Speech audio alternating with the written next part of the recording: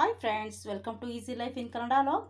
ನಾನಿವತ್ತು ಎಲ್ಲರ ಮನೇಲೂ ಇಡ್ಲಿ ಮಾಡ್ತೀರಾ. ಇಡ್ಲಿ ಮಾಡಿದಾಗ ಸಾಂಬಾರು ಬೇಕಲ್ಲ ಚೆನ್ನಾಗಿರೋದು. ಆ ಸಾಂಬಾರು ಚೆನ್ನಾಗಿರೋದ್ರೆ ಇಡ್ಲಿ ತಿನ್ನೋ ಟೇಸ್ಟ್ ಇರೋಲ್ಲ. ಆದ್ದರಿಂದ ಹೋಟೆಲ್ನಲ್ಲಿ ಮದುವೆನಲ್ಲಿ ಹೋದಾಗ ಯಾವ ರೀತಿ ಇಡ್ಲಿ ಸಾಂಬಾರನ್ನ ನಾವು ಟೇಸ್ಟ್ ಮಾಡ್ತೀವಿ, ಆ ಫೀಲ್ ನಮಗೆ ಮನೆಯಲ್ಲೂ ಆಗಬೇಕು ಅಂದರೆ ನಾನಿವತ್ತು ಅದೇ ರೀತಿ ಪೌಡರ್ನ ಯಾವ ರೀತಿ ಮಾಡೋದು ಅಂತ ತೋರಿಸ್ಕೊಡ್ತೀನಿ. ನೋಡಿ, ಇಲ್ಲಿ ಪೌಡರ್ ನೋಡಿ ಇದಿದೆ. ಈ ಪೌಡರ್ನ ಯಾವ ರೀತಿ ಮಾಡಿದೆ ಅಂತ ನಾನು ನಿಮಗೆ ಈ ವಿಡಿಯೋದಲ್ಲಿ ತೋರಿಸ್ಕೊಡ್ತೀನಿ. ಕೊನೆವರೆಗೂ ಸ್ಕಿಪ್ ಮಾಡಿದೆ ನೋಡಿ ಫ್ರೆಂಡ್ಸ್. ಬನ್ನಿ ನೆಕ್ಸ್ಟ್ ಹೋಗೋಣ ವಿಡಿಯೋ ಕಡೆಗೆ. ನಾನಿವತ್ತು ಇಡ್ಲಿ ಸಾಂಬಾರಿಗೆ ಪೌಡ್ರ್ ಮಾಡೋಕ್ಕೋಸ್ಕರ ನೋಡಿ, ಇಲ್ಲಿ ಒಂದು ಅರ್ಧ ಟೀ ಸ್ಪೂನಷ್ಟು ಕಾಳು ಮೆಣಸು, 1 ಟೀ ಸ್ಪೂನಷ್ಟು ಕಡಲೆಬೇಳೆ, 1 ಟೀ ಸ್ಪೂನಷ್ಟು ಉದ್ದಿನಬೇಳೆ, 1/4 ಟೀ ಸ್ಪೂನಷ್ಟು ಮೆಂತೆ, ಅದಕ್ಕೆ ಒಂದೇ ಒಂದು ಚಕ್ಕೆ ತಗೊಂಡಿದ್ದೀನಿ. ನಾನು ತಗೊಂಡಿರೋದೆಲ್ಲ ಬಂದು ಒಂದು ಈ ಸ್ಪೂನಲ್ಲಿ ತಗೊಂಡಿದ್ದೀನಿ. ಇದರಲ್ಲೆಲ್ಲ ಒಂದೊಂದು ಸ್ಪೂನಷ್ಟು ಹಾಕ್ಕೊಂಡಿದ್ದೀನಿ. ಮತ್ತು 1 ಟೀ ಸ್ಪೂನಷ್ಟು ಜೀರಿಗೆ ತಗೊಂಡಿದ್ದೀನಿ.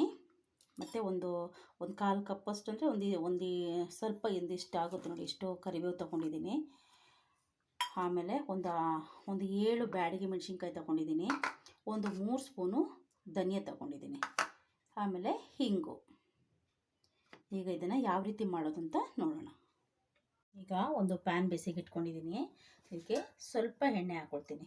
ತುಂಬ ಎಣ್ಣೆ ಹಾಕಬೇಡಿ, ಯಾಕೆಂದರೆ ತುಂಬ ಎಣ್ಣೆ ಹಾಕಿದ್ರೆ ಅದು ಮಿಕ್ಸಿ ಮಾಡುವಾಗ ಎಲ್ಲ ಅದಕ್ಕೆ ಅಂಟ್ಕೊಳ್ಳುತ್ತೆ. ಅದರಿಂದ ಸ್ವಲ್ಪ ಎಣ್ಣೆ ಸಾಕು.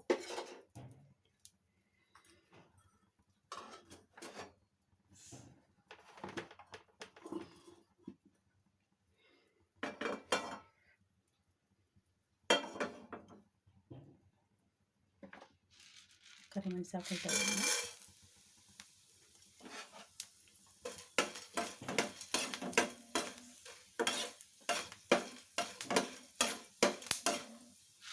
ಕಡಲೆಬೇಳೆ ಹಾಕ್ಕೊಳ್ತಾ ಇದ್ದೀನಿ.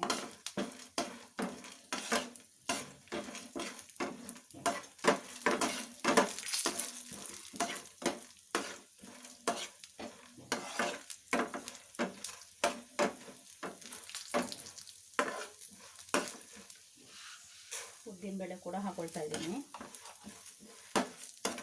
ಸ್ವಲ್ಪ ಗೋಲ್ಡನ್ ಶೇಡಿಗೆ ಬಂದರೆ ಸಾಕು. ತುಂಬ ಇದಾಗಿ ಹುರ್ಕೊಬೇಡಿ. ತುಂಬ ಬ್ರೌನ್ ಆಗಿಬಿಟ್ರೆ ಒಂಥರ ಕಸರೆ ಹೊಡೆಯುತ್ತೆ. ಆದ್ದರಿಂದ ಮತ್ತು ಇನ್ನೊಂದಂದರೆ ಮೆಂತೆ ಸ್ವಲ್ಪ ಲಾಸ್ಟಿಗೆ ಹಾಕ್ಕೊಳ್ಳಿ, ಯಾಕೆಂದರೆ ಮೆಂತೆ ಬೇಗನೆ ಇದಾಗಿಬಿಟ್ರೆ ತುಂಬ ಹಾಕಿದ್ರೂ ಕಸರೆ ಹೊಡೆಯುತ್ತೆ. ತುಂಬ ಬ್ರೌನ್ ಆದ್ರೂ ಅದು ತುಂಬ ಇದಾಗ್ಬಿಡುತ್ತೆ. ಅದರಿಂದ ಜೀರಿಗೆ ಹಾಕ್ಕೊಳ್ತಾ ಇದ್ದೀನಿ.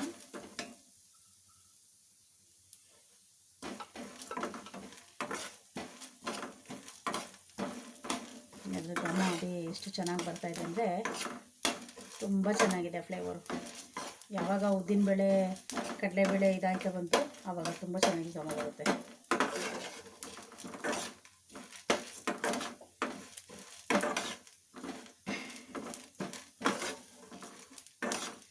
ಯಾವಾಗಲೂ ಇಡ್ಲಿ ಮಾಡ್ತೀವಿ, ಅದಕ್ಕೆ ಸಾಂಬಾರು ನಾವು ಬೇರೆ ರೀತಿನೆಲ್ಲ ಮಾಡ್ತೀವಿ. ಇದು ನೋಡಿದ್ರೆ ಒಂದು ಹೋಟೆಲಲ್ಲಿ ಮಾಡುವಾಗ ನಾವು ಹೇಳ್ತೀವಿ, ಹೋಗಿ ತಿಂದಾಗ ಇದು ಇಲ್ಲಿ ಎಷ್ಟು ಚೆನ್ನಾಗಿದೆಯಲ್ಲ ಸಾಂಬಾರು ಅಂತ ಅಂದ್ಕೊಬಿಡ್ತೀವಿ. ಹಾಗೇನೆ ಫಂಕ್ಷನ್ಗೆ ಹೋದಾಗೂ ಅಷ್ಟೇ, ಅಲ್ಲಿ ಇಡ್ಲಿ ಕೊಟ್ಟಾಗ ಸಾಂಬಾರಿಗೆ ತಿನ್ನುವಾಗ ಅಲ್ಲಿ ಜಾಸ್ತಿ ತಿಂದ್ಬಿಡ್ತೀವಿ. ಆದ್ದರಿಂದ ಅದೇ ಟೇಸ್ಟ್ನ ಮನೆಯಲ್ಲೂ ಮಾಡ್ಕೊಬೋದಲ್ಲ ನಾವು. ಅಲ್ಲಿ ಇಲ್ಲಿ ತಿಂದು ಇದು ಮಾಡೋದಕ್ಕೆ ಮನೆಯಲ್ಲಿ ಎಲ್ಲರೂ ತಿನ್ಬೋದಲ್ಲ, ಅದಕ್ಕೆ ಮನೆಯಲ್ಲೇ ಮಾಡೋಣ. ಧನಿಯಾ ಹಾಕ್ಕೊಂಡಿದ್ದೀನಿ. ಈಗ ಮೆಂತೆ ಮತ್ತು ಒಂದು ಚಕ್ಕೆ ಕೂಡ ಹಾಕ್ಕೊಳ್ತಾ ಇದ್ದೀನಿ. ಸ್ವಲ್ಪ ಮೀಡಿಯಂ ಫ್ಲೇಮಲ್ಲಿ ಇಟ್ಕೊಳ್ಳಿ.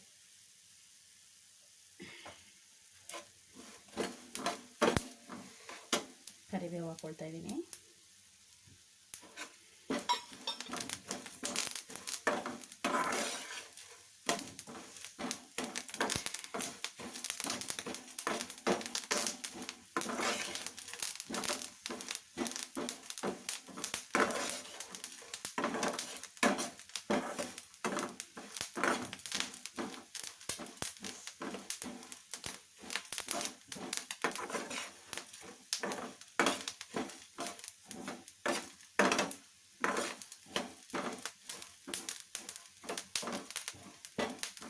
ಮೆಣಸು ಕೂಡ ಹಾಕ್ಕೊಳ್ತಾ ಇದ್ದೀನಿ. ನಾನಿಲ್ಲಿ ಗುಂಡೂರು ಮೆಣಸು ತೊಗೊಂಡಿಲ್ಲ, ಯಾಕೆಂದರೆ ಇಲ್ಲಿ ಕರಿಮೆಣಸು ಯೂಸ್ ಮಾಡಿದ್ದೀನಿ. ಮತ್ತು ಇದು ಬ್ಯಾಡಿಗೆ ಹಾಕೋದ್ರಿಂದಾಗಿ ನಾನು ಬೇರೆ ಯಾವ ಮೆಣಸು ಕೂಡ ಹಾಕ್ತಾಯಿಲ್ಲ. ಅದೇ ಸಾಕಾಗುತ್ತೆ ಖಾರ.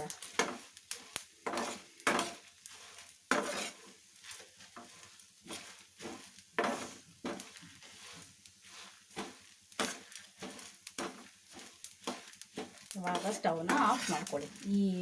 ಈ ತವ ಇದು ಹೇಗೆ ಬಿಸಿ ಇದೆ ಇದಕ್ಕೇ ಮೆಣಸಿನ್ಕಾಯಿ ಅದು ರೋಸ್ಟ್ ಆಗಿಬಿಡುತ್ತೆ. ಮತ್ತೆ ಇದು ಮಾಡಿದ್ರೆ ಅದು ತುಂಬಾ ಕರ್ರಗಾಗಿಬಿಡುತ್ತೆ. ಅದರಿಂದ ಇವಾಗ ಸ್ವಲ್ಪ ಹಿಂಗೆ ಹಾಕ್ಕೊಳ್ತಾ ಇದ್ದೀನಿ.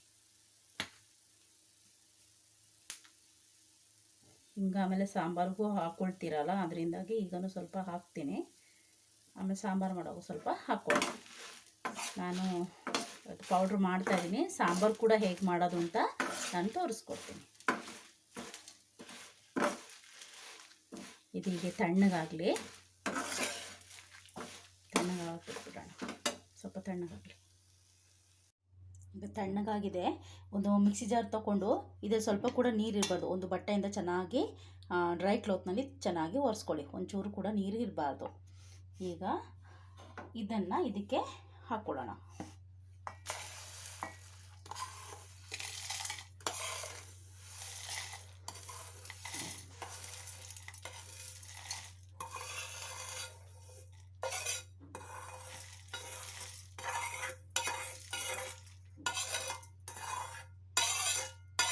ನಾನು ಮೊದಲೇ ಹೇಳಿದ್ದೀನಿ, ಎಣ್ಣೆ ಜಾಸ್ತಿ ಹಾಕ್ಬೋದು ಫ್ರೆಂಡ್ಸ್.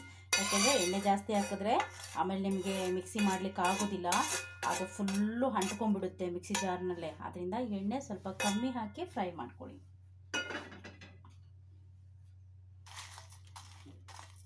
ಈಗ ಇದನ್ನು ನಾನು ಮಿಕ್ಸಿ ಮಾಡ್ಕೊಂಡ್ಬಿಡ್ತೀನಿ. ನೋಡಿ ಮಿಕ್ಸಿ ಆಗಿದೆ. ನೋಡಿ ಈ ಥರ ಬಂದಿದೆ ನೋಡಿ ಪೌಡರ್. ನೋಡಿ ಫ್ರೆಂಡ್ಸ್, ನಾನು ಮಾಡಿದ ಪೌಡರ್ ನಿಮ್ಗೆ ಇಷ್ಟ ಆಗಿದರೆ ಪ್ಲೀಸ್ ಒಂದು ಲೈಕ್ ಮಾಡಿ. ಇಷ್ಟ ಆಗಿದರೆ ನಿಮ್ಮ ಫ್ರೆಂಡ್ಸ್ ಜೊತೆ ಶೇರ್ ಮಾಡಿ. ಹೊಸದಾಗಿ ನನ್ನ ಚಾನಲ್ ನೋಡ್ತಿದ್ದೆ ಸಬ್ಸ್ಕ್ರೈಬ್ ಆಗೋದನ್ನ ಮಾತ್ರ ಮರಿಬೇಡಿ ಫ್ರೆಂಡ್ಸ್. ಇನ್ನಷ್ಟು ಈಸಿ ರೆಸಿಪಿಗೋಸ್ಕರ ಈಸಿ ಲೈಫ್ ಇನ್ ಕನ್ನಡ ಚಾನಲ್ನ ಸಬ್ಸ್ಕ್ರೈಬ್ ಮಾಡ್ಕೊಳ್ಳಿ friends. Thank you. See you on next video. Take care. Bye.